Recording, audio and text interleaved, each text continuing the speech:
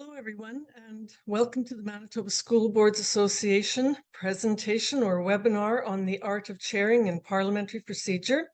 It's actually a snowy day on October 25th, 2023. This presentation or this webinar is specifically on the art of chairing, and I've put in their parliamentary procedure. I hope it's going to go through a few of the tools of the trade and tricks and legislation that you can use to run a good school board meeting and perhaps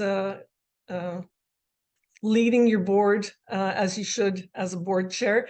I will say, though, this isn't only for board chairs, it's also for committee chairs or anyone that's just interested in possibly taking on that role one day. And I do find that it's really helpful to have other trustees there as well, because I often say that a chair is only as good as the board will let them be. So if you aren't a chair yet and you can feel you have aspirations there, then possibly learning some of this will help you enable your current board chair to be successful as well. So I'm going to go through and it's a number of pieces of legislation, but I'm also going to be referring often to your procedural bylaws. And please keep in mind there are 37 boards. Not all of you have the same procedural bylaws by far. There is also about 3 pieces of legislation that I often refer to. There's the Public Schools Act, the Education Administration Act, and the Municipal Councils and School Boards Election Act. So lots of pieces in there, 37 boards, and then parliamentary authorities. There is more than one parliamentary authority that's used, but Robert's Rules, for example, has probably 1,000 pages.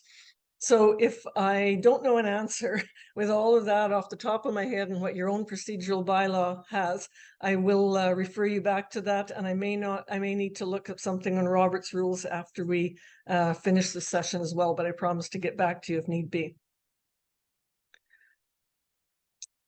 Okay. My screen won't advance. There we go. So I want to first speak quickly to the role of the board, and I know I've spoken about this to some of you, some of the boards prior, but I'm going to keep going back to this because I often think about it as here is the big picture, and it's not only the role of the board, but it's something that the board chair needs to often refer back to and use to keep the board running efficiently, running effectively, and staying focused on what they should be doing. So if you think about it, the role of the board, and I think that most everything that you do would fall into one of these categories: strategic planning or planning in general, decision making, and I'm going to very specifically speak about ensuring that those are board level decisions about board level issues, community engagement, and making sure that you are really engaging with the community and it's not just the information dissemination. And then system goals. It's sort of a vague term, but we often think of that in terms of things like literacy, numeracy, student engagement, mental wellness, graduation rates. Do we have qualified staff? Are we doing succession planning? Do we have an assurance of good board members that are going to come after us? All of those things that are the ongoing work of the board and that you as board chairs are ensuring you are keeping an eye on and keeping your board focused on. And then the monitoring and evaluation is just looking at all of those 4 above there and making sure that you have plans in place to see that there is progression in those areas. So it's really keeping the board working at board level in these areas and moving forward and making sure that it's not just the housekeeping. So let's look at the formal part of chairing, and I guess you can put it into a couple of categories. There are the legal responsibilities, certainly within the PSA and other places, but then there's also your own division's procedural bylaws.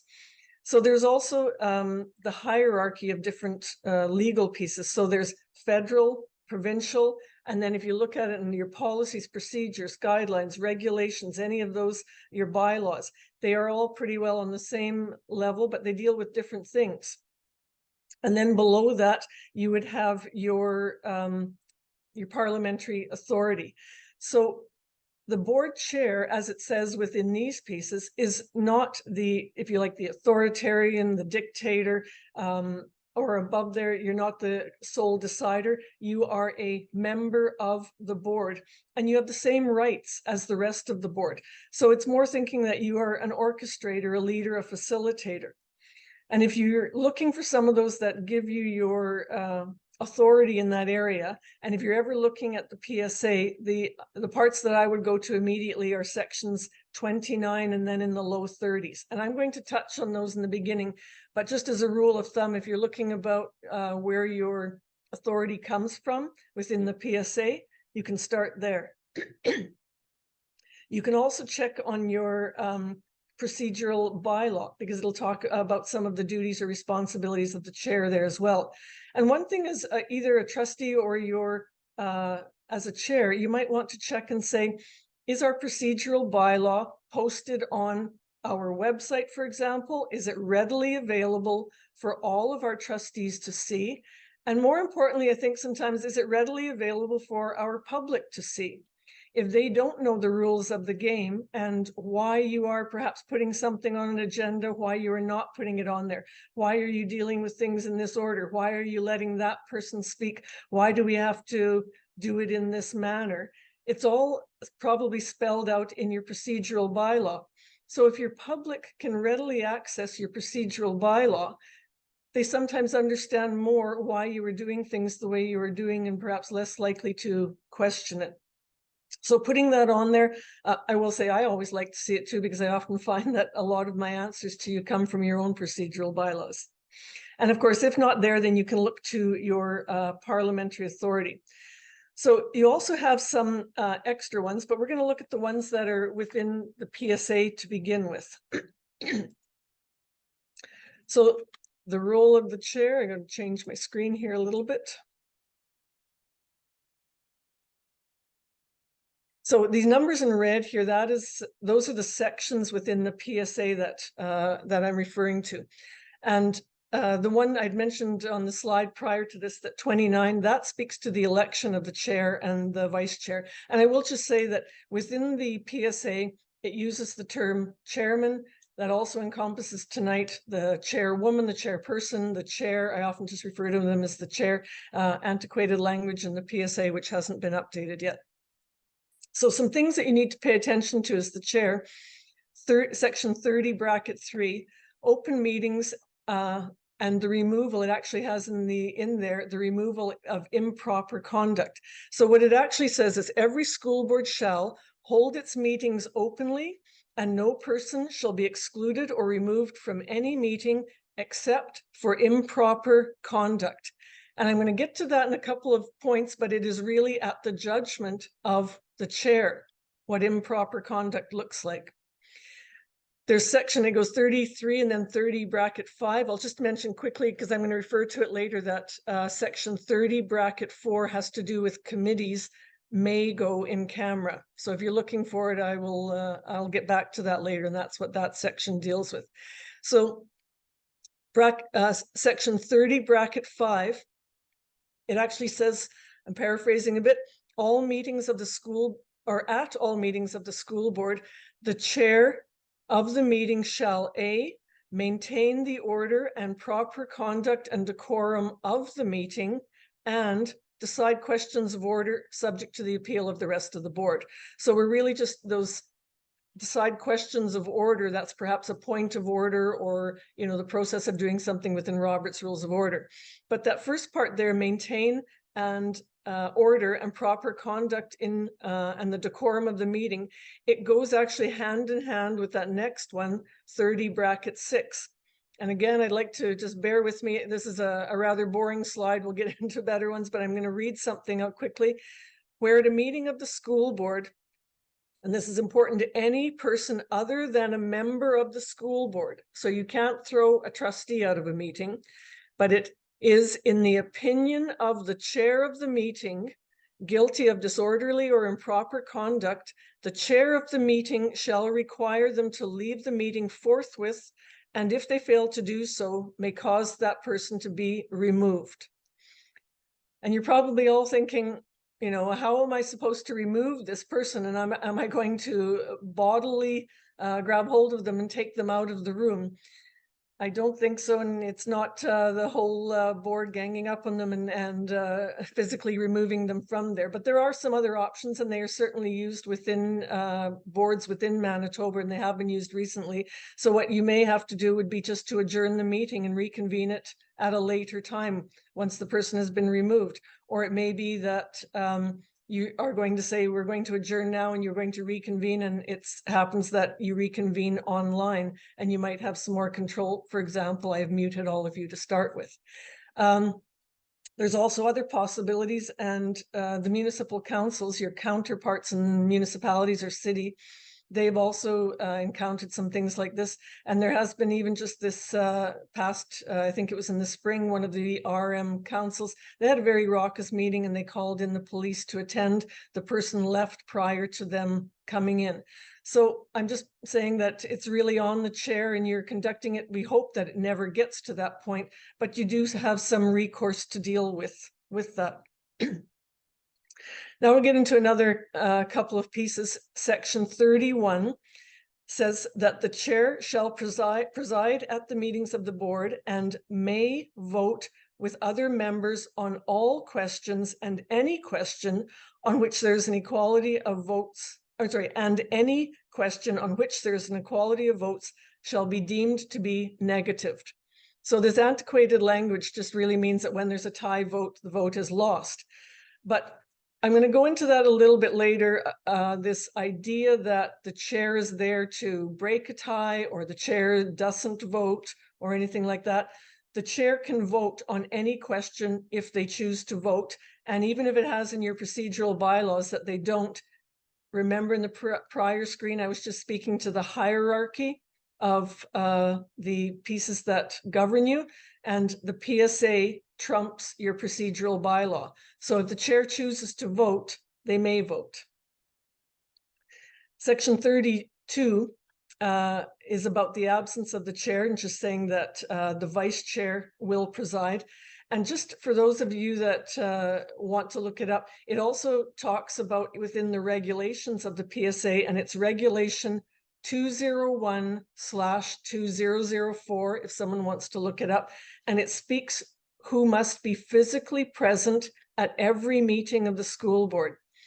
I was asked recently whether by a board, and they'd said they'd called a special meeting and they happened to have it done virtually. So they gave the notice correctly, they did everything, but they just happened to have the whole meeting run virtually. Under the regulation that I gave you there, it's actually the regulation on electronic meetings, and it's section 5. It says that the following people must physically be in the room. It is the chair or designate, another trustee, the superintendent or designate, and the secretary treasurer or designate. So in other words, you cannot have a meeting entirely virtual. And it does, I looked it up there and it says any meeting of the board or every meeting of the board. So remember, we're not talking committee meetings. Section 33.1 also speaks to the fact that you will establish, and it says you shall establish rules of procedure. It doesn't tell you what those rules should be and things that should be maintained within them, but it just says that you should have them, and it is really for establishing rules of procedure for the guidance of the board in the conduct of its meetings. So it's up to you what goes in there, and the boards in Manitoba are all over the place with regard to what they have in there. So one rule of thumb that you can think about too is if you are turning to your parliamentary authority too often, you might want to actually consider putting something into your rules of procedure.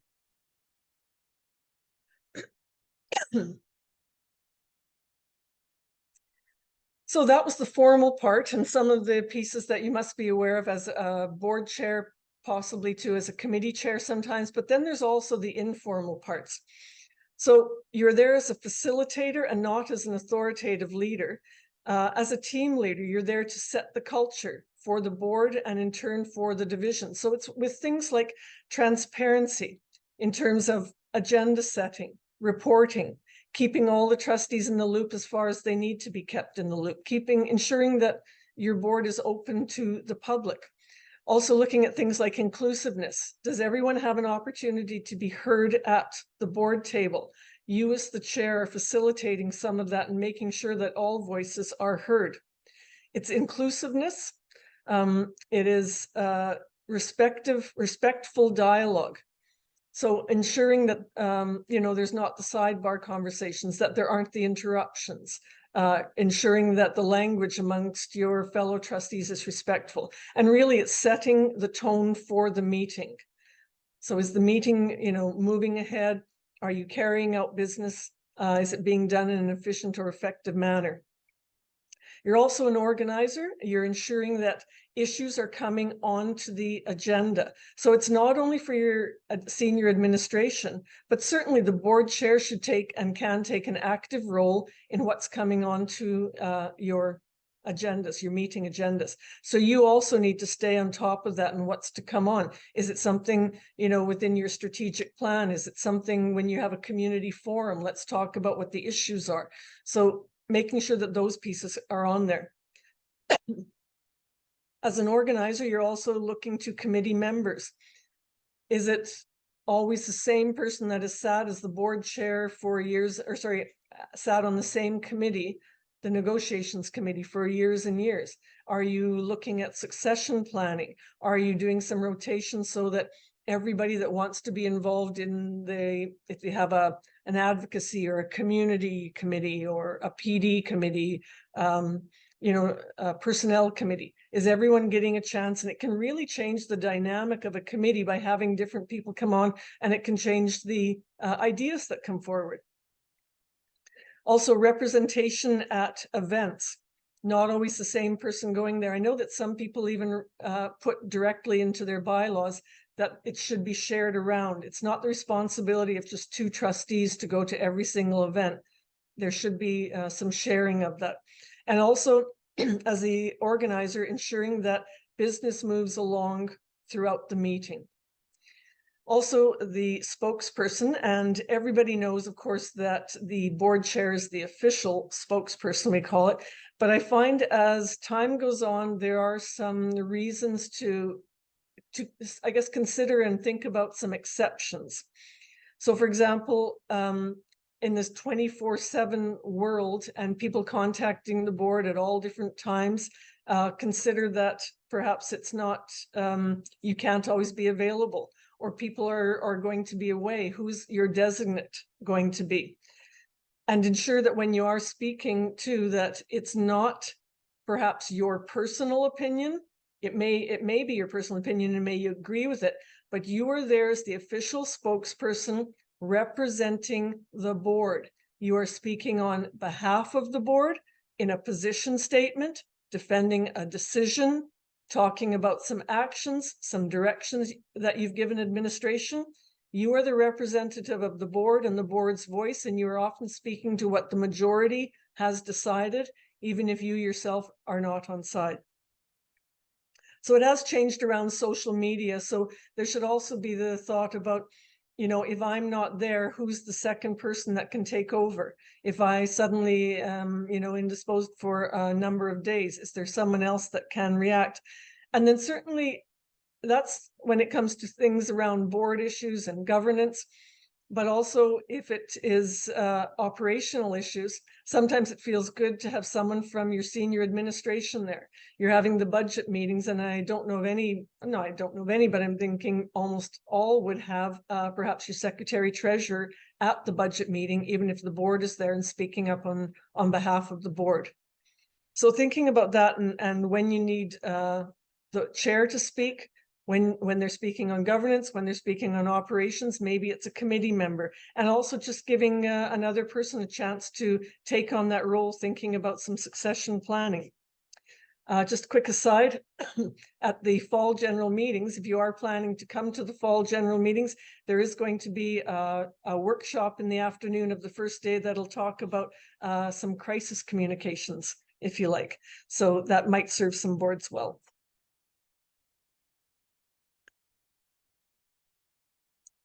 So, and the board is there, if you think about it more in terms of to serve and facilitate. So by that, we're talking about meetings being planned effectively, presenting a good agenda. And of course, you're there with your senior administration, your secretary treasurer, your superintendent. They're always going to be on top of it and bringing forward pieces that you need to deal with operationally. But you, as the board chair, should be thinking more in terms of those 5 areas that I spoke to at the beginning.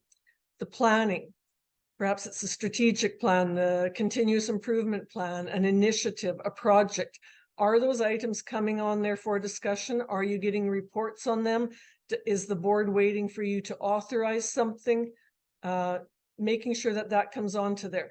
System goals. Do you need discussions around succession planning or graduation rates or, you know, mental wellness, some of the pieces that the government imposes upon you? It's also decision-making, ensuring that when those items come onto the agenda, it's a board level decision, the way it's worded. You might have a trustee that's coming to you and wants to speak about something that would be operational in nature, maintenance around the schools or something. Perhaps the board level would be speaking about a safe and caring environment. And then coming out of that, it might be some operational piece about maintenance that needs to be done, but that would be more at the operational level and at the administrative level. So it's giving directions there, ensuring what's coming onto your agenda is for the board level. Also, it's ensuring that you are conducting the meetings according to the rules. So motions. Do you know when it doesn't even require someone to second a motion? Do you know when motions are needed? What about points of order or additions to the agenda? How does that come on? Matters that deal with an orderly and efficient manner. It allows the items to move along, but you also allow people to speak and not use it as a forum, like a soapbox, or to go on endlessly with anecdotes. Your job as a facilitator of the meetings is to get the business of the day done. You're ensuring that decorum is upheld. By law, as I mentioned on that first slide, you must maintain order and eject people for improper conduct. So you're ensuring that decorum is upheld and you're keeping on top of the future work. And it's not just housekeeping. We've received this report. We're passing something on borrowing. We listen to the superintendent. We receive a delegation of kids coming in. That's just housekeeping. Where is the future? Where are the things to progress the actual division and the education of your students? Those big picture items, as I said, again, strategic planning, some system goals, community engagement, etc. Just a couple of asides there. Certainly in this world, we're sitting here in a perfect example of it. We're having a virtual meeting, and all through COVID, there was a lot of boards that turned to that. And I think a lot of boards continue to do that. But with that in mind, what a lot of boards are doing now is they have included within their code of conduct a piece on decorum. So we're thinking about that, and what we're talking about there is we're talking about the decorum of those around the table, trustees. You don't need someone joining a meeting sitting there on a chaise longue with a drink in their hand. You also don't need a trustee who is driving their 14-year-old and their buddy to a hockey practice, and suddenly the board decides to go in camera, and lo and behold, they're going to talk about the suspension of one of their classmates. So all I'm saying to that is consider that and check on your own code of conduct. Do you have a section in there on proper decorum at school board meetings that are held virtually? And if you don't, you might want to consider putting something like that in there. And then it is up to you as a chair to remind people and ensure that perhaps the decorum is upheld. Okay, you know what? Let's try and wake some of you up here a little bit. If you want to just put in the chat there, if anyone has I'm looking for possibly, a one-word answer, a couple of words there. The rights and privileges of the trustees at the board table. So what would be a couple of the rights at the board table of the trustees? Anybody have a thought on that or want to tap? You can just unmute yourself if you like. You can type it into the chat. To be heard equally to all others. So yes, I'm going to say you, the two of them right off the hop, you've got the two I was looking for. It's your voice and your vote. Those are the rights of the trustees at the board table. You can also say the privilege to serve on the board is you have this privilege of serving. You have the privilege of representing a number of people in your community. You have the ability to give input and steer the course of your division. You also have pay, which is a nice little perk that I'm going to say nobody's going to retire rich on the pay of a trustee, but there is that there. But that's the thing about it too. You have the right and of your voice and your vote as an individual trustee at the table. There's also trustees' responsibilities. And I'm going to say there that a responsibility is to vote again, and also a responsibility to represent your public. So a question to think about for you is, if you have the responsibility to vote, think about at your own board table. Have you had trustees that have abstained from a vote? I'll just say, does your board support that, abstaining from a vote? I don't know if you want to speak up or throw into the chat. What would be a reason that you would think is acceptable to abstain from a vote?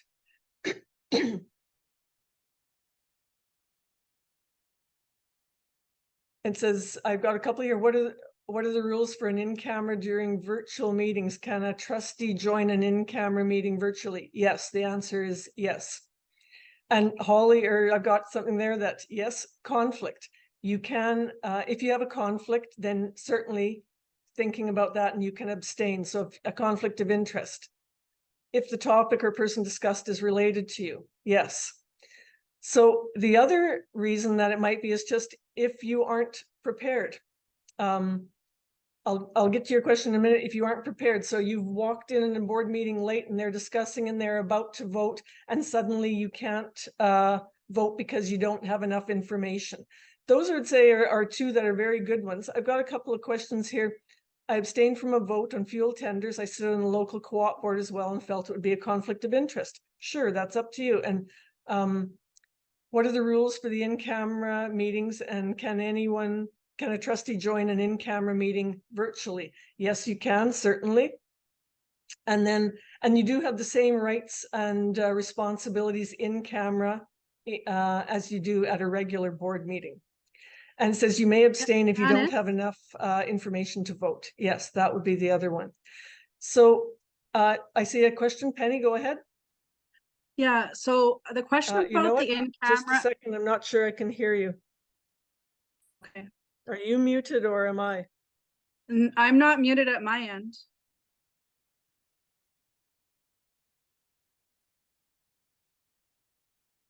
I'm just going to make sure that I have my, 1 second here.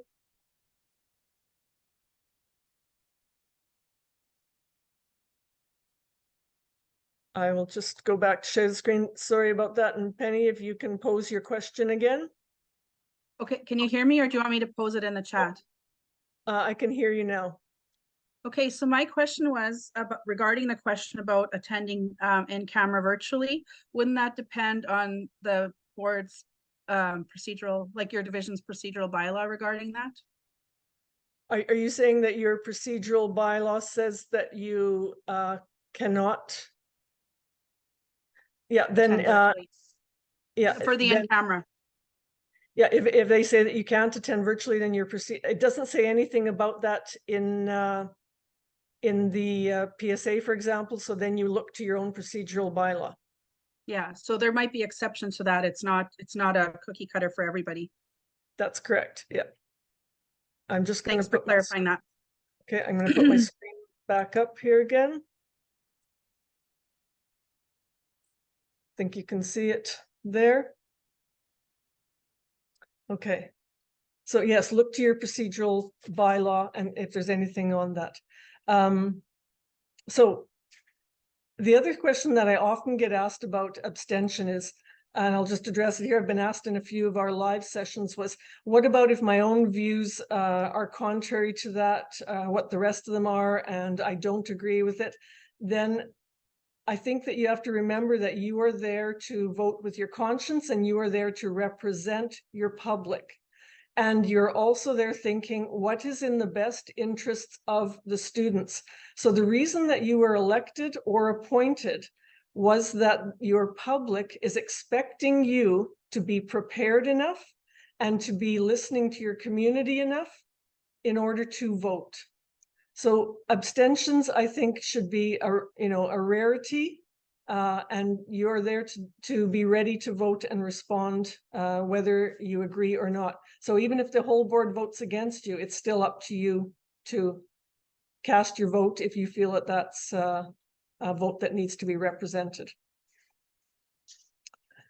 And there's also, of course, so I've got one more question here. Can you abstain if more info may be required? That depends on the board. By saying that if more information is required by you, that's just by saying, I don't have enough information that I feel that I can vote.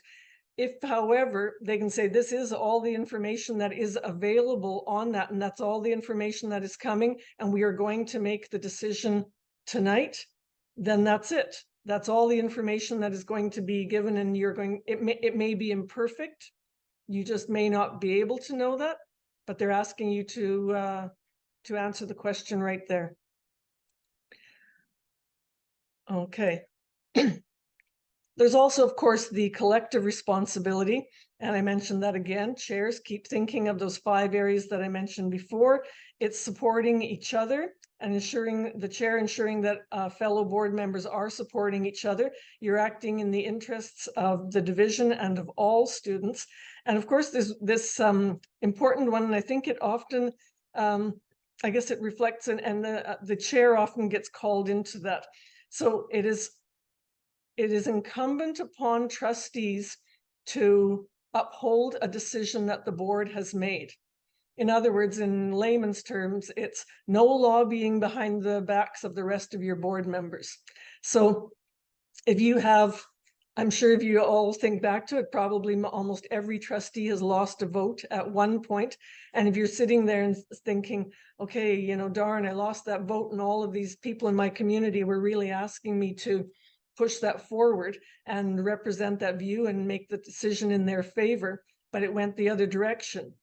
A standard phrase that you could use when going back to them, what is, I did like what you were saying. I liked that view. I represented that view well at the board table. I presented all the arguments that you gave me. The board, however, has decided to go in another direction at this time, and I will be working with the board to try to make that decision work. And then you should stop talking, is what I'm saying. It is not saying, I'm going to do everything I can, to make that work. But, by the way, Jane and John, they were kind of fence sitting, and it wasn't, I thought maybe they might have changed their mind, might have gone the other way. And you're giving them the names of the other trustees that they are going to then phone or contact and try to get them to overturn their vote. But let's play this out a little bit longer. Now you have another question that comes forward, and Jane and John, they remember what you did to them, and pushing those board members and lobbying pushing those members of the public and lobbying behind their backs to change that vote. So it can happen once, but believe me, it's going to come back on you and work against you the next time. Just so you know, I'm going to be reading out all messages in the chat. I'll be reading them out. A procedural bylaw that indicates no in-camera participation virtually. A vote takes place based on an in-camera discussion, and you don't know what was discussed because you're virtual and weren't allowed in the in-camera discussion, therefore would require more information. So can you not abstain then? Of course you can abstain because you don't have enough information is what, yeah, so that would fit one of the criteria. So you don't have enough information. Okay. So get over to the next slide. So let's look at the agendas a little bit further then. So senior administration, as I was speaking to before, they do have a role in agenda setting, and there's those pieces there that I mentioned, perhaps your community, your planning, something related to advancing your vision and mission, the business of the day. But you have to understand too, as a chair, you are, I guess, facilitating the agenda and you're moving it along, but a chair is not a gatekeeper to the agenda. So for example, if you as a trustee propose something that you would like on the agenda, and normally that might go through, I don't know what your procedural bylaws say, but often trustees can present an idea to the chair, and then the chair would look at whether to put it on there. The chair is not the gatekeeper. They're probably looking at several criteria to figure out whether they should put something on an agenda. They're looking at things like, is it relevant? Is it relevant to a board's work? So for example, it's not something for administration, or it's not something like, we need to scrape the sidewalks more, or something like that. Let's talk about the level, of board work, and not something that your transportation supervisor is going to be looking after. You're also looking at, is it within your jurisdiction? So are you looking after speed zones in front of schools? No, that's not your jurisdiction. That's decided by the municipality or the city. It's just like you're not going to be putting on there, I don't know, the invasion of Ukraine or something like that. That's national defense. It's an exaggeration, but I'm just saying, is it relevant to board work, board level work? Is it your jurisdiction? Another thing is you're not looking at repeating an entire decision, debate, discussion that was already had perhaps at the last meeting, and the board decided and the matter is closed. And you're looking at, as I said, board level decision. Is it relevant within your jurisdiction? Not a repeat of business that's already been dealt with, and is it a board level decision? So you're ensuring that planning and projects are being monitored and evaluated as well. So those are the things that a chair should be considering as they are contributing to the agenda and bringing items forward. So if there's trustees on here that aren't a chair and you want to bring something forward, think about that. And the other thing is, anyone, if you want to throw it in the chat there, if you have something that you want on the agenda and the chair just refuses to put it on there, do you have any recourse? Does anybody know? You can answer verbal or vocally if you like, or you can put it in the chat.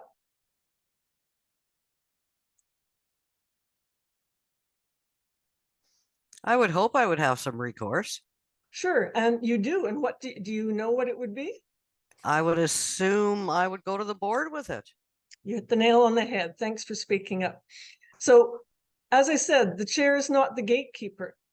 If you are always disagreeing and saying, I want this on there, you can go and take it to the rest of the board, and it's usually by majority vote, and they'll decide whether it should go on the agenda.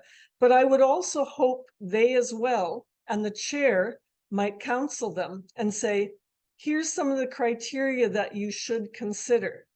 So, whatever it is, and then the chair has to go from there. They're the facilitator. So there's also some things that you think about in terms of the hijacked agenda. Some things are, you have no control. So you have to look at and discuss plans because the science lab and half the school has all flooded. So you need to, your agenda is hijacked and suddenly you're having to look at that. So the rule of thumb for a chair is there, address it and move on. Let's figure this out. You're going to have to act, within a certain time frame there. The point is deal with it efficiently and effectively with all of the information that you have at that time and get back to business. You've got other things to work on. So whether it's a school flooding, whether it's a code of conduct issue, whether it's answering a media question that came out of the blue, a FIPA request, deal with it, move on. But then you have some of those controlled items.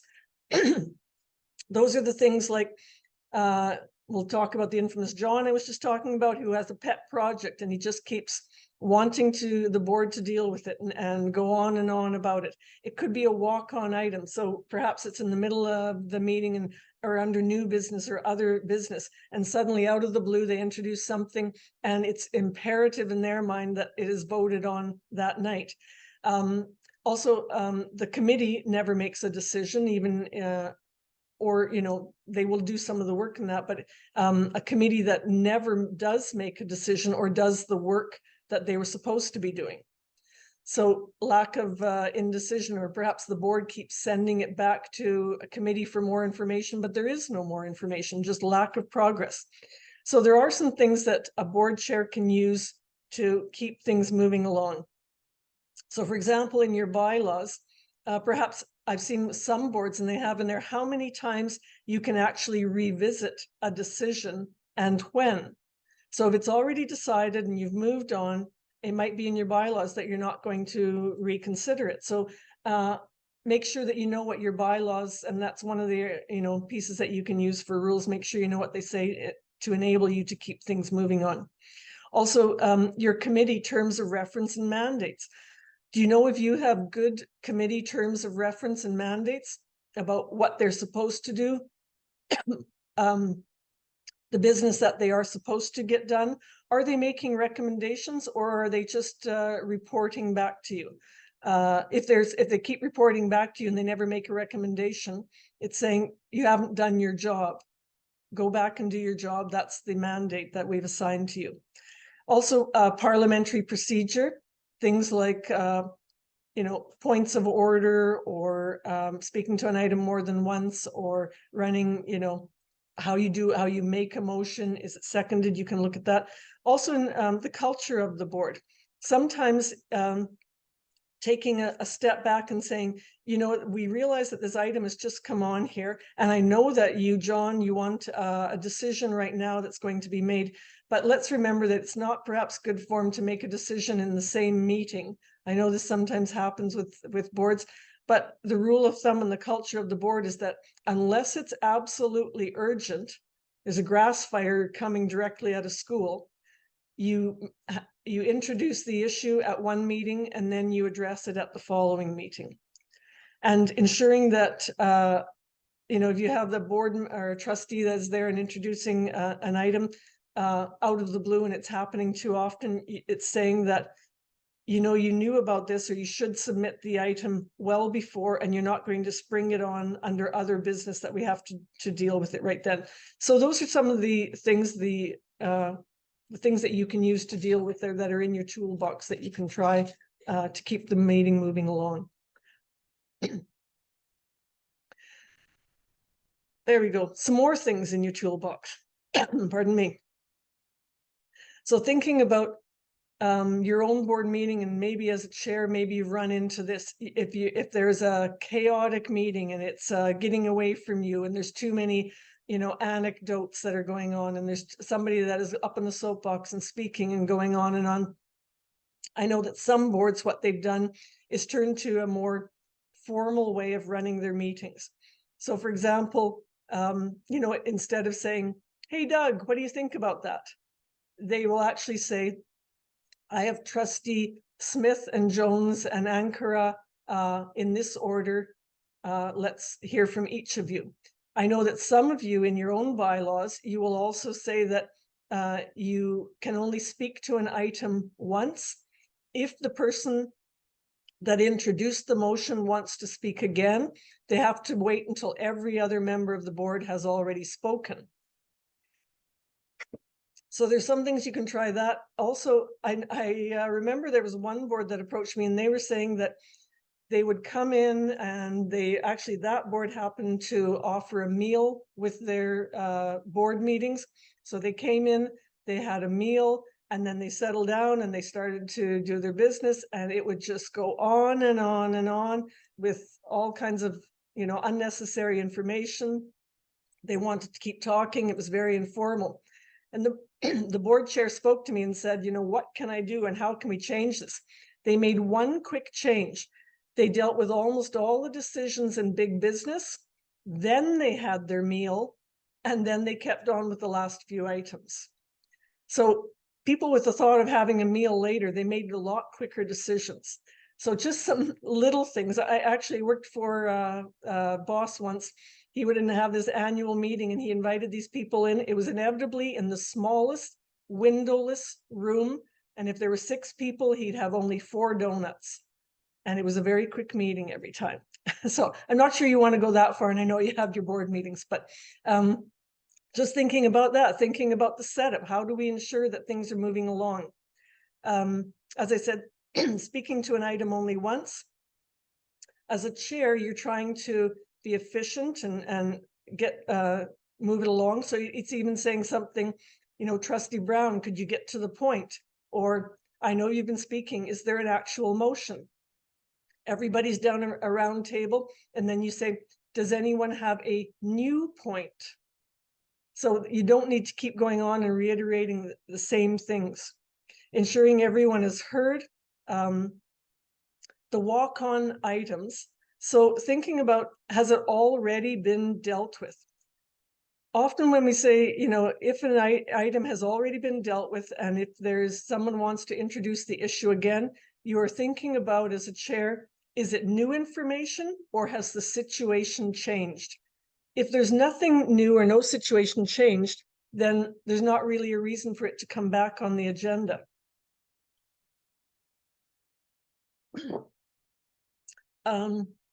Also, not jumping into a response.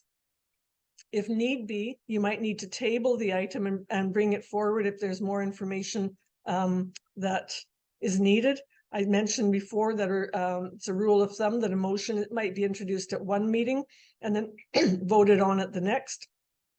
The same goes for delegations. A board is only asking questions for clarity and respond later.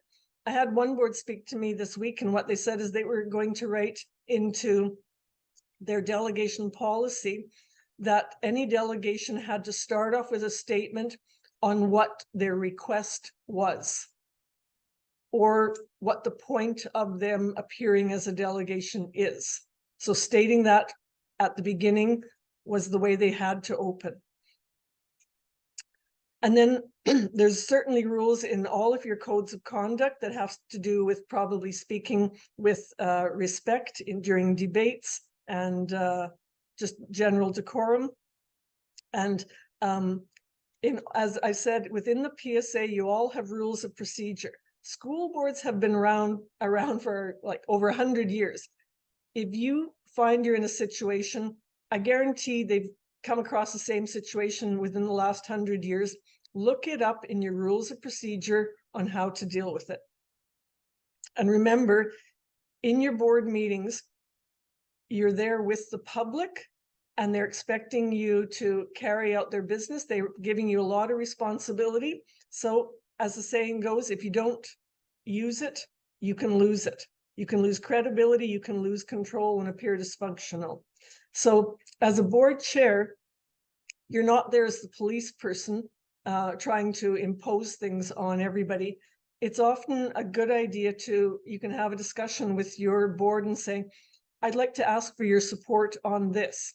So it can even happen in an in-camera session and say, you know what, our last meeting was really out of control. I need to have some more formality so we can get through this agenda and get things done. I need, what do I need to do in your, view to get things going? And sometimes, they might say, we like all this freewheeling.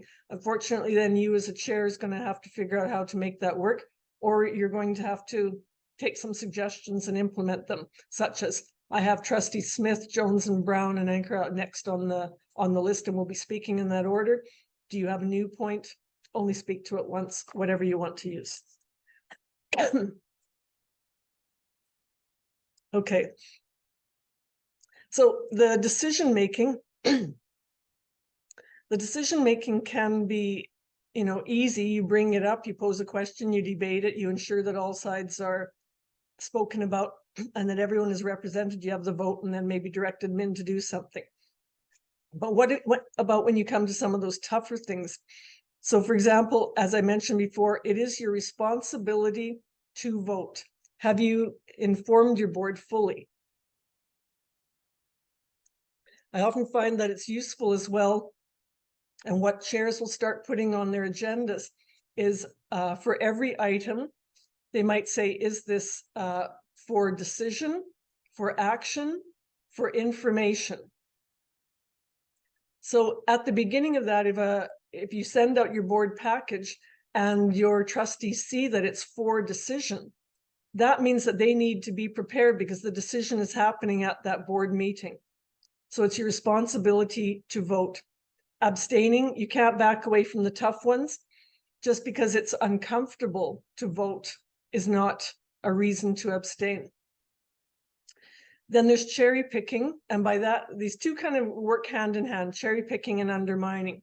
That's when you go and you take over decisions that rightfully belong and that you have already delegated to, for example, your administration. So you might have something on transportation, and you should be thinking at this high level there in terms of the entire division in mind. But what you decide to do is, well, you know what, I've had this issue that was brought forward to me from two families, and the board, we just want to jump in here and just make this, one little, decision here because we think it should go this way. Well, be careful what you ask for, because if you're going to go and pick that one decision, that cherry pick that decision, you are now going to be taking over all the decisions for transportation, for IT, whatever it is. Sorry, I'm losing my voice. I have been facilitating a workshop all day long prior to this. So undermining is the last one there. And that is when, rightfully so, if you've delegated the ability for your admin, for example, to make a decision, they take the criteria that you have given to them prior, they make a decision, but then suddenly you go and you overturn that one decision, undermining what they just did. That is a signal to everybody else around that you don't trust that person. You are going to, you can invite, whether it's staff, unions, or whoever, they've already had a decision. Well, they can skirt that person and come around and they'll get a different decision from you. You're going to inspire within anyone that reports to them that you have no confidence in them. So think about that when you're looking at cherry picking or undermining a decision. So if they've made a decision based on, on the criteria you gave them before, you might want to reevaluate those criteria and change a high level policy, because often they have just been following the policy and instructions you gave them earlier. I like the saying often is when you're making a decision, be an advocate, talk about all sides, make sure it was fairly discussed, and then hearing all other sides, you can judge after that. Okay, I'm surely going to date myself here, but maybe some of you have heard of that show Reach for the Top and the Short Snappers. I see a couple of people that are nodding there. So, those of you that haven't and don't have no clue what I'm talking about. Oh, I've got a question here, just quick. Can you ask a person why they are abstaining from an answer? Certainly you can ask them and they may decide to answer you not, but there's no requirement that they do. One quick aside to that though, because we are talking about chairs. Can a chair abstain? Actually, in Robert's Rules of Order, what it says is the chair can abstain with the approval of the majority of the board. But as you know, procedural bylaws and the PSA, they trump Robert's rules. Robert's rules, PSA says that the chair may vote, which I'll get into later. So and actually this is the next one. So we're going to look at this quick here, the tie vote. So a few short snappers here. And you know what, I'll just say a quick aside here. If you're sitting there and you are in doubt about how to deal with any of these questions I'm going to bring up now, these are procedural questions. There's nothing wrong with saying, we're going to take a 5-minute recess, go and look at the rule, whether it's in the PSA, our procedural bylaw, Robert's Rules of Order, figure out how to do it correctly. Then you come back after 5 minutes and you do it as they've said. So does anyone know or care to weigh in? You can turn on your mic.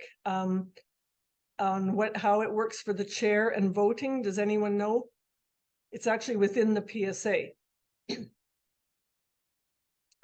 A tie vote is a defeated vote. That's true. The chair is not the tiebreaker, and that's true.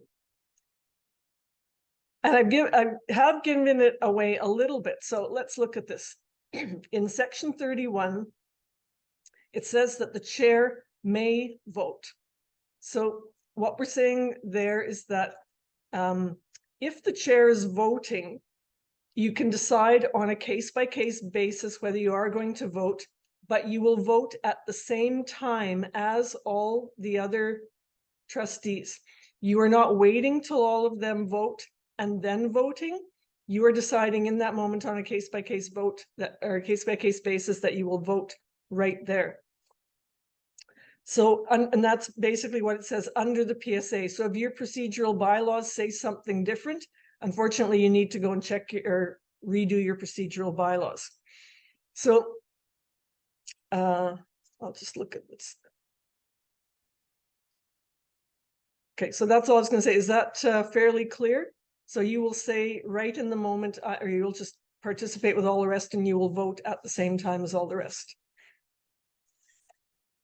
Okay, we'll go on to the next one. The recorded vote. So if you are looking this up under other places such as Robert's Rules of Order, it's also called the roll call vote.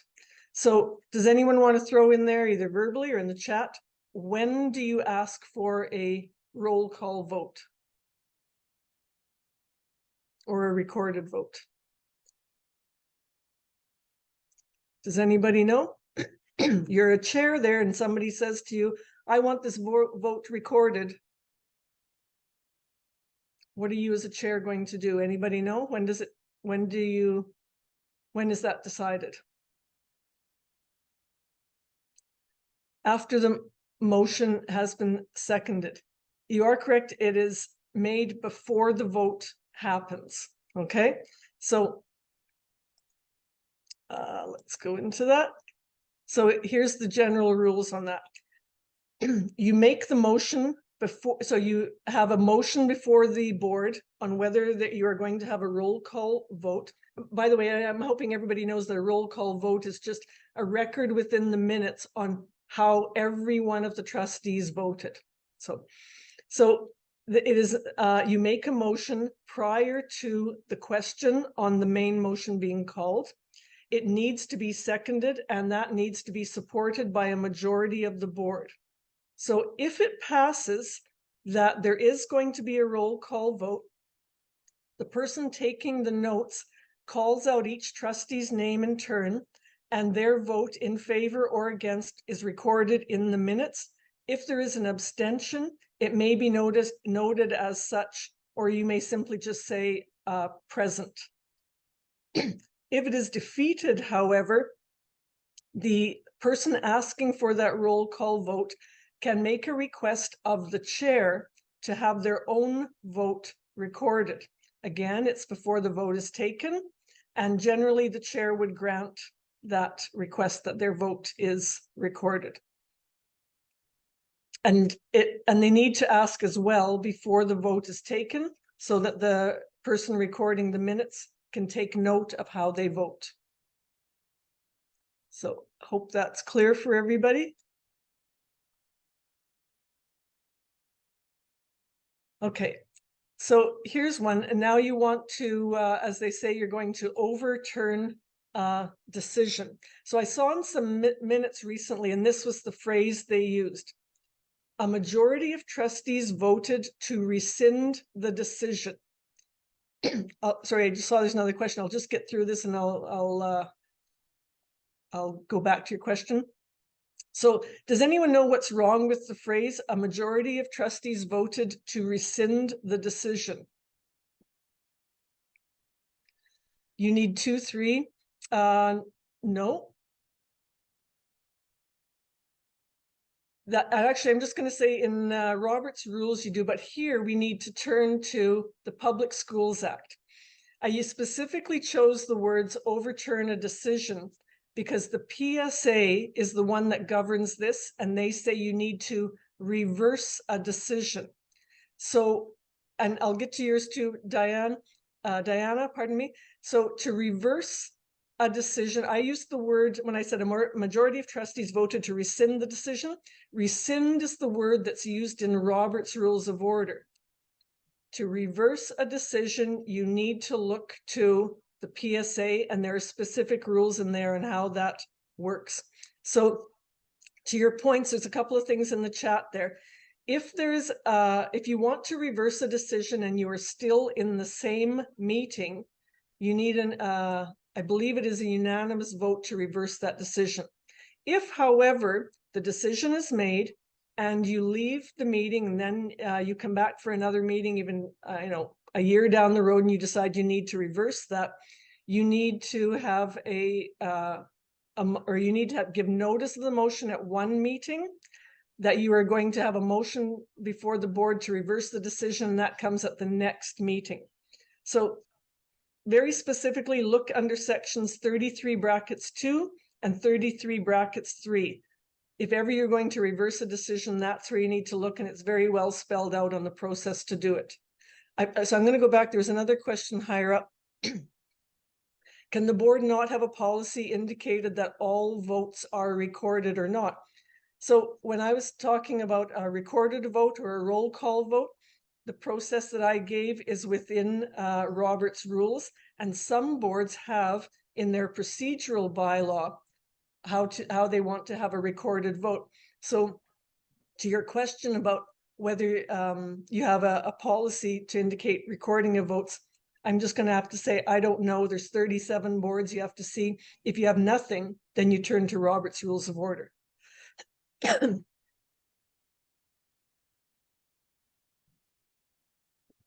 And one thing I'll just say on here.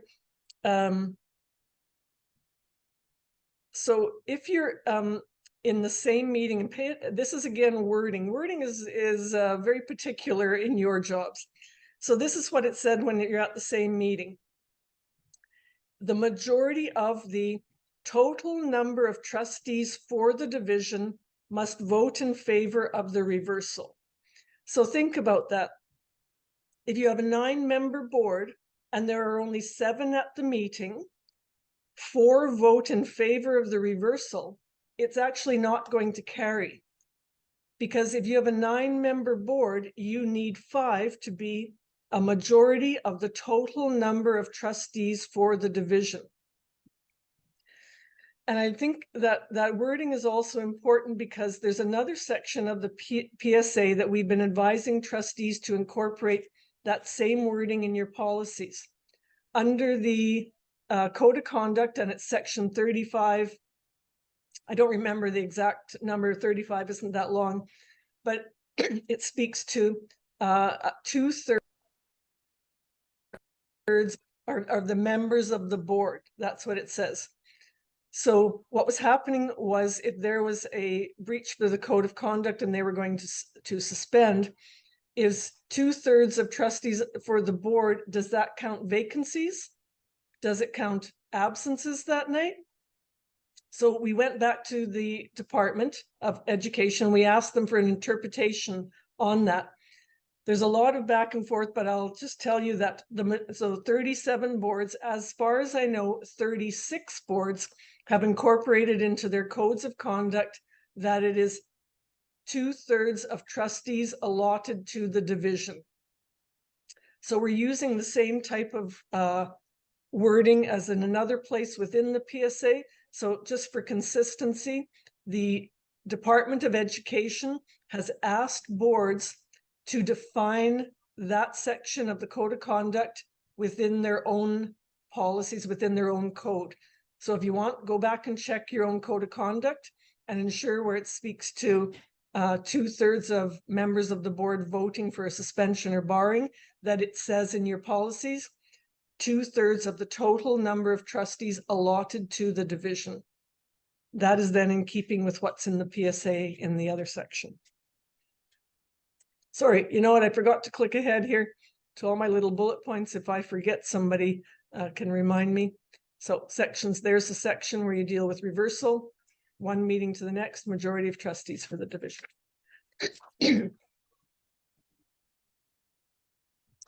A dilatory motion. So this is something that a board or trustees can use if there's the same issue that keeps coming back all the time that has already been decided.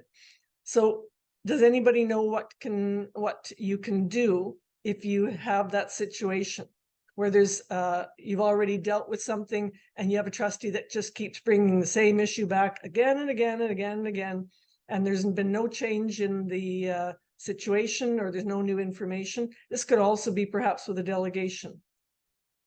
Any thoughts on that? It's a bit of a obscure one. I know you're all thinking, yes, that's the one we need to figure out. So I'm going to click into this one and show you here. Under Robert's Rules of Order, and by the way, not every board in the province uses Robert's Rules of Order as the parliamentary authority, but about 90% of you do. So when I'm speaking to the parliamentary authority and pieces in there, I'll be referring to the rules that are there. There's also, I think, Demeter's or Standard Code of Parliamentary Procedures or Bornay. There's other ones. So within Robert's Rules of Order, you know, a chair should always be thinking I'm going to be courteous and fair, but I am going to be firm in protecting the business of the board, and you are imposing upon us transacting business. So this is the situation. The decision has been made, and the board doesn't need to keep going in and revisiting and revisiting and revisiting to start flip-flopping on its decision. Or perhaps you have a delegation that is coming there, and after pressure that they keep putting on you, it becomes a case of the tail wagging the dog, where they push you hard enough and you keep, you know, revisiting, and you make another same decision. Under Robert's Rules of Order, it does say the chair does not have to recognize that person when they are obstructing business, or the chair can rule them out of order.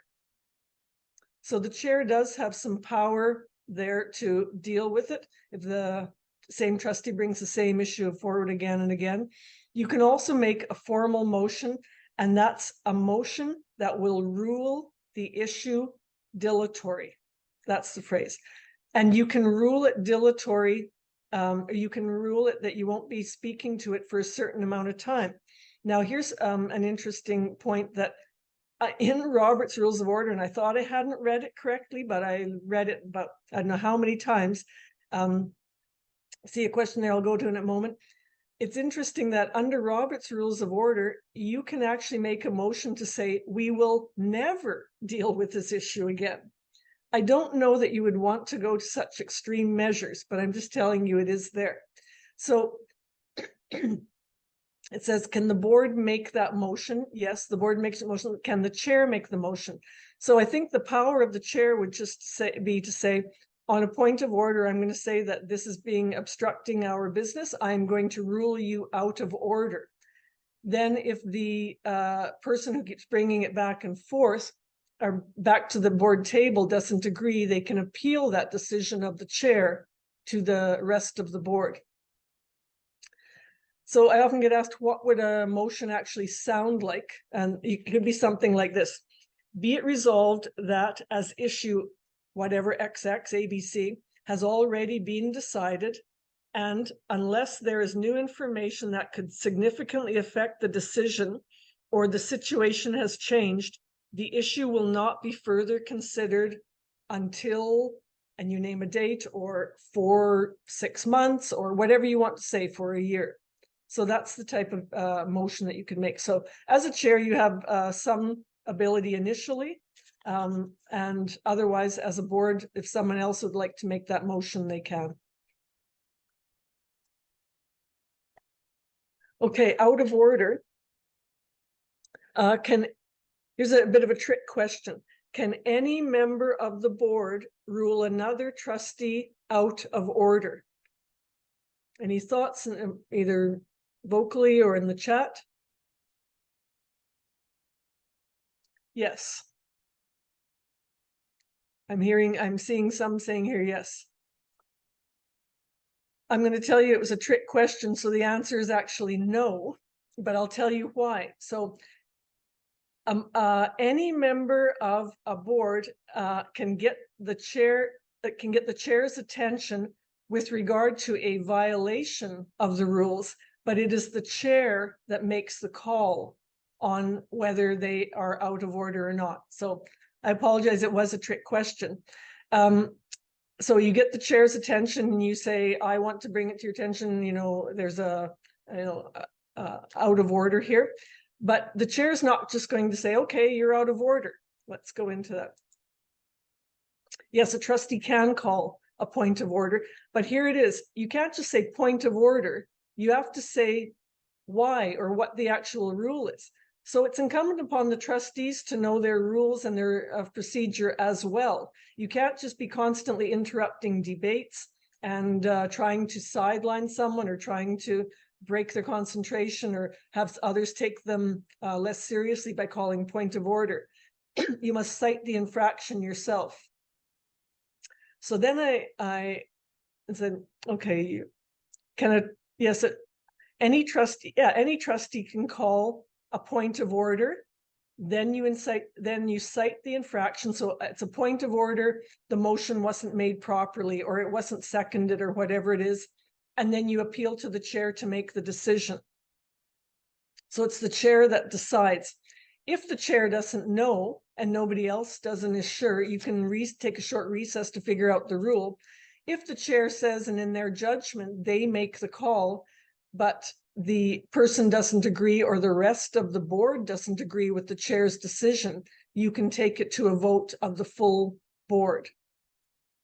Is that clear? So it happens that way. Trustee X calls trustee Y on a point of order. They cite the rule that has been broken. The chair makes a call on it, and then it's changed, or whatever you have to change to make it right in that moment. If that person or the rest of the board disagrees with the ruling of the chair, then it's taken to a vote. Here's a question that I got asked, and I will say thank you, Diana, that can a chair call a point of order? And the answer is yes. You are there to keep business running. You are there to run the business by the rules. So yes, a chair can also call someone on a point of order, and they can make the ruling. And of course, the rest of the board, they can also appeal that, and they can take it to a vote. You also, if you're going to call a point of order, you do it in the moment. You don't, have the meeting and then an hour later you can say, what, I want to call in a point of order in something we were discussing an hour ago or at another meeting. It's done in the moment. And if it's passed, and that's too bad. You should be up on your rules instead. Okay, here's a fun one. So let's go into that. Everybody knows that a vote or decision cannot be made in camera, I hope. If you want to check it out, it is section 35 that says decisions must be made in public. I'm getting a question here, I think. Okay, so if Robert's rules aren't being used, then what other rule of order are there? What are, yes, there's Demeter's, Burnott's, Canadian standard rules of parliamentary procedure. However, within your own rules of procedure, I strongly suspect that you will have designated what parliamentary authority you are using. So before you go and start saying, yes, but Burnott says this, or Demeter says that, if you've already designated Robert's rules, then you have to stick by Robert's rules of order. And if there is not something in federal law, provincial law, your policies, procedures, regulations, guidelines, whatever, if it's not in Robert's rules of order or your designated parliamentary authority, and I'm going to say, I'd be surprised if you could go through all of those and you still haven't got an answer, but if it's not, then you can finally go to the decision and make a call on it in that moment. So in camera things, it does say in section 35 that all decisions must be made in public. And then it also says that, and I would check your rules of procedure. Some of them have that it's the chair, that it's the vice that will take over as chair for an in-camera meeting. but it may not say that. And Robert's rules does not allude to that. It has the chair continuing in camera, but check your own procedural bylaw. I don't know what all 37 of your boards do. But I will say that too often I'm finding more and more that boards are meeting in camera. So if you want to meet in camera, you have to be in committee, not as a board. So boards will use the committee of the whole to meet in camera. It might be a motion that says, be it resolved that we go into committee of the whole in camera. It is not a given that your committee of the whole is in camera. You can have a committee of the whole that is still open to the public until you specify. So it is under section 30(4) that says committees may be in camera, but you should always remember it is a privilege that you are allowed to conduct some of your business or discuss some of your business in camera. So take a look also under your own rules of procedure, because it often says in there as well what type of business you will be discussing in camera. I know that several of your boards, they include things like budget deliberations, contract negotiations, personnel or individual students, purchases of property, litigation, legal opinions, disciplinary, code of conduct issues. Those types of things are specifically put in there. But if you are discussing things outside of that, remember you represent your public, and I don't care how uncomfortable it is. It has to be a need and not a want that you go in camera. So they need to know that you are being transparent with your decisions. Have you considered all the pros and cons? Have you considered, the benefits of the decision? Have you considered what they brought up in their own arguments? And all of that should be going on in the public debate so they can hear that they have a good, responsible board that is actually doing their job. If I can, I'd also refer you to MSBA. We do a number of training videos for trustees. If you went onto our website and just typed in the search bar dispatches, it stands for division dispatches. You can look into, you click into the area that says division dispatches, and then you go into a section called practical procedure. There's a video in there. It's a short training video, and it talks about committee of the whole and in camera, and explains very well about what should be in there and what should not be in there. And as you know, all votes take place in the public. And as I've strongly suggested and encouraged, a lot of your debate should be happening in public as well. I often get asked too whether superintendents and secretary treasurers are included in camera. And I'll just say it is not a good idea to exclude them. You're often giving them some directions, or the decisions are discussed and they don't know all, you may not have all the information. You need to ensure consistent messaging and communication, and it's a leadership team. It's a way to build trust. The only times that you might exclude your senior administration would be if you're talking about their salary, disciplinary issues, board code of conduct issues, something like that. So, and if you feel that, we don't want them in our meetings because, they're exerting too much pressure on us and it's, we're feeling that we can't do what we want to do. It's not a matter of being in camera or not. It's a matter of communicating with your staff and drawing some lines and saying, this is a decision we're going to make, or, we've had your recommendation, or, we would like to continue on. It's a communication there. Okay. And code of conduct, an easy one. Are you required to have a code of conduct? Yes, I can see everybody's going to put in the chat, yes, yes, yes, because of course you're required to have a code of conduct. The PSA says you're going to have one. So here's a question though. Can you skip what you've actually laid out in your own code of conduct and go straight to the PSA to impose one of the sanctions noted there? Is that possible for you to do? Can you ignore your whole policy and just go to the PSA? Yes, because remember, it's all about hierarchy. The PSA trumps your policy. So you can go directly to that if you like. It also, it's in their sections 35.1 to 35.5. When you deal with a code of conduct issue for trustees, some of the main aims are, let's deal with the issue quickly and appropriately. We don't want to sweep it under the carpet, but we do want to get back to work. And I think if you're approaching it in that way, it's a good idea. Take note, I've put in there that the chair are not the police. I strongly encourage you as well to look at your code of conduct and how it's set up. It is a full board responsibility to act on the code of conduct. It is not up to your chair to, decide everything and impose the punishment if you like. They may judge if it's a minor infraction. I think I'm going to go and have a coffee with Janis. She's been misbehaving or whatever, and I'm going to pull her back in line, and hopefully she'll get it. And you know what? You might have that kind of easy discussion.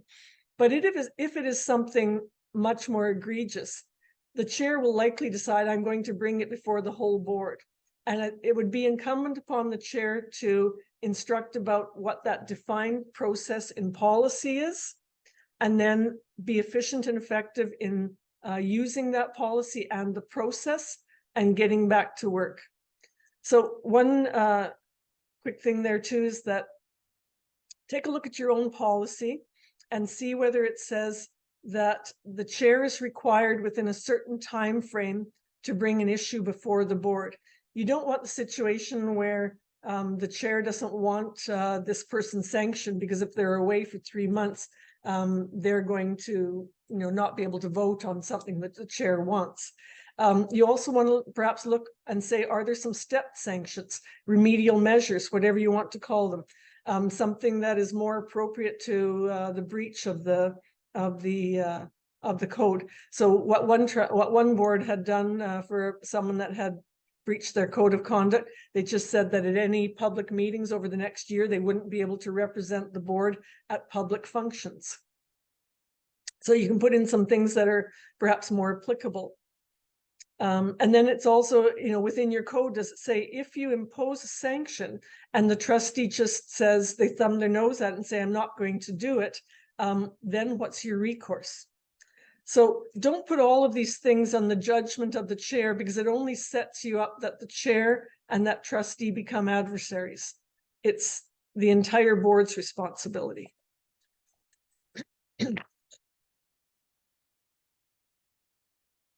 So we'll get into a last few things there. And if you want, we can open up for questions at the end. But your board, you have to look at that and say your board's procedural bylaw, it should outline proper procedures for routine board business.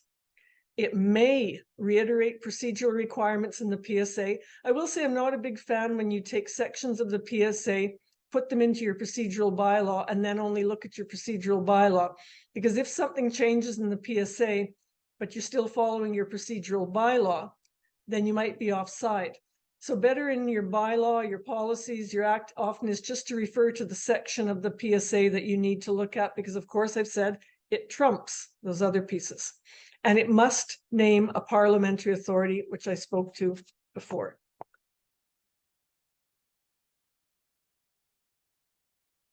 Go. So the PSA there, yes, a small number of procedures that, in addition that the board must follow. And I mentioned in there, it's electing your chair and your vice chair. That's sections 29 bracket 2. It's the chair voting, section 31. This is one I didn't mention yet. The meeting notice requirements, those are in sections 30 bracket 1 and 30 bracket 2. So think about that for your regular meetings, for special meetings. There are some rules around that on how long before the meeting and in what fashion you have to notify board members and the public. And I mentioned before about reversal of decisions. So what I'm just saying there is you may want to check your procedural bylaw and ensure that it does align with those sections of the PSA. I mentioned before this part, but I'm just going to bring up one quick thing there is I mentioned the hierarchy. So federal laws trump provincial laws, which trump policy, bylaw, procedure. These areas just deal with different things, which trumps your parliamentary authority. And if it's still not there, you can then possibly make a decision. So another way to look at that is your procedural bylaw must concur with the PSA because it's above it's above your bylaw, but it doesn't need to concur with your board's parliamentary authority or Robert's Rules of Order. So PSA, then the procedural bylaw and Robert's Rules of Order. That's just a reiteration, or another way to say it, if you like. And of course, I said that earlier.